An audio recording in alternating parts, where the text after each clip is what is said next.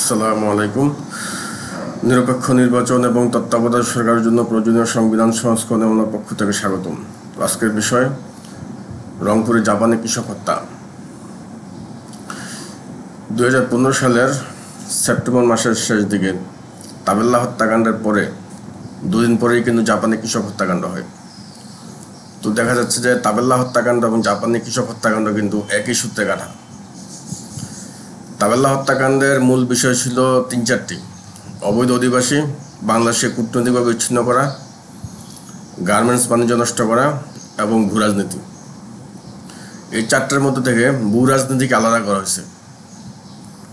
অর্থাৎ বাংলাদেশের রংপুর বিভাগের উপর দিয়ে ভারতের গোড়াঘাট সামরিক করিডোর, বিমানঘাটি সহ যে ভূ রাজনৈতিক চক্রান্ত, এটাকে আলাদা করা হয়েছে এবং আরও স্পেসিফিকভাবে দেখানো হয়েছে তখন যে রংপুরে জাপানি কৃষক হত্যাকাণ্ড করে যে রংপুরের ভূ রাজনীতি, যে রংপুরের উপর দিয়ে ভারতের মহেন্দ্র সিং সামরিক করিডোর, বিমানঘাটি সহ ভারতকে দিতে হবে। কারণ হাসিনা বাংলাদেশে চীনের টাকা দিয়ে চীনের উন্নয়নমূলক কাজ করে, ভারত এটা হিংসার চোখে দেখে। হাসিনা চীন থেকে সাবমেরিন ক্রয় করে, ভারত এটাকে হিংসার চোখে দেখে। হাসিনা এসব করে হাসিনার পেটের জন্য, বাংলাদেশের কোনো কাজে এসব আসেনি।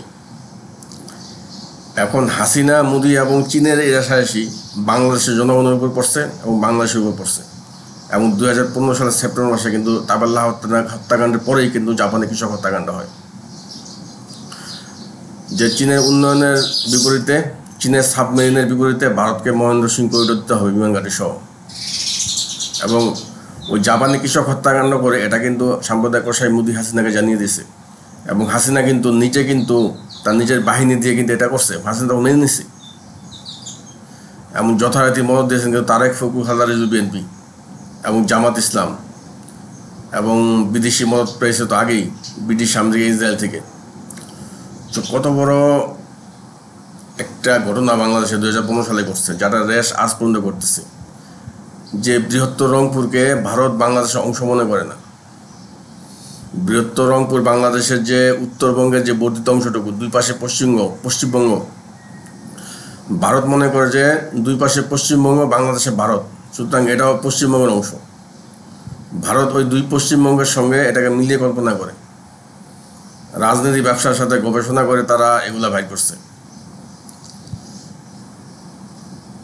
সুতরাং বাংলাদেশের বিরুদ্ধে ভূ রাজনৈতিক চক্রান্ত, 2015 সালের ভূ রাজনৈতিক চক্রান্ত আজকে 2024 সালে এসে সেই একই কিন্তু রংপুরে কিন্তু আবু সাইদ হত্যা করা হয়েছে। এর মাঝখানে আরও কয়েকটা সমঝোতা হয়েছে, যেমন বড় জঙ্গিবাদ হয়েছে গুলশানে, তারা কিন্তু কালা জাদু সমঝোতা করা হয়েছে, যে আমাকে কালা জাদু করা হয়েছিল যে আমি যাতে কোনো সাক্ষী না দিতে পারি, কোনো মামলা কিন্তু না করতে পারি, এবং আমাকে একবারে করা হয়েছে। তারপর 2018 সাল নির্বাচন আগে কিন্তু ভারত পাকিস্তান নারী অধিকার সমঝোতা করা হয়েছে, যে তারা পাকিস্তানকে পর্যন্ত সঙ্গে নিছে, যে পাকিস্তান মুক্তিযুদ্ধের বিরুদ্ধে ছিল, ভারত এখন মুক্তিযুদ্ধের বিরুদ্ধে, ভারত রংপুরকে আলাদা করবে, পাকিস্তানও তারা সাথে পাইছে।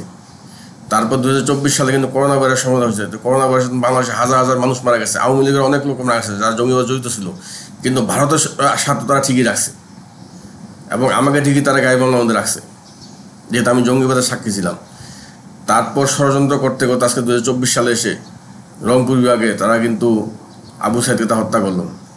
আবু সাইদ হচ্ছে আওয়ামী লীগের কর্মী, কুমিল্লার আওয়ামী লীগের কর্মী। আবু সাইদকে টাকা দিয়ে ভাড়া করে এনে আওয়ামী লীগের লোকেরাই সাম্প্রদায়িক কসাই মোদির নির্দেশে আওয়ামী লীগের কর্মী হিসাবে তাকে হত্যা করে কিন্তু বিপ্লব ছড়াই দিল। এই যে সেই নুরা কুত্তা বিপ্লব হলো ইউনূস আসিফ নজরুল সরকার, যারা বাংলাদেশে 4টা প্রদেশে ভাগ করে। এখন দেখেন মোদির যে পরিকল্পনা এবং যে বর্তমান যে নুরা কুত্তা বিপ্লবী যে ইউনূস আসিফ নজরুল সরকার, যে আওয়ামী লীগের কর্মী মেরে তারা আওয়ামী লীগের বিরুদ্ধে তারা বিপ্লব করতেছে। আবু সাইদ তো আওয়ামী লীগের কর্মী ছিল, আওয়ামী লীগের বিরুদ্ধে কিসের বিপ্লব করলো? এই যে এরা হচ্ছে নুরা কুত্তা বিপ্লবী, এরা কিন্তু বাংলাদেশের 4টা প্রদেশে ভাগ করার ষড়যন্ত্র কিন্তু করেছিল এবং সেটা কিন্তু তাদেরকে জানিয়ে দেওয়া হয়েছে যে এটা চলবে না। এবং তারা কিন্তু ওটা কিন্তু গোপনে কিন্তু তাদের কাগজপত্র আছে এবং ভারতের হাইকমিশনে গোপনে তারা কাগজপত্র দিছে, যদি তারা প্রকাশ করতেছে না, যেহেতু তাদেরকে নোটিশ করা হয়েছে। তো ভাই, বাংলাদেশের বিরুদ্ধে ভারতের ভূ রাজনৈতিক চক্রান্তে কিন্তু বিএনপির মদত আছে, জামাতের মদত আছে এবং বর্তমান ইসলামী দলগুলোর মদত আছে। কারণ তারা মনে করতেছিল যে যদি সবাই যার যার ভাগে ভাগ হয়ে যায় তাহলে কিন্তু আমাদের স্বার্থ কই থাকবে? যার যার স্বার্থের পিছনে ঘুরছে। আমি জঙ্গিবাদের বিরুদ্ধে ছিলাম, আমি কাউকে সহযুদ্ধ হিসেবে পাইনি, সবাই আমার বিরুদ্ধে ছিল। এবং কালা জাদু করে আমার জীবন ধ্বংস করছে, গাড়ি মামলা করে আমার জীবন ধ্বংস করছে।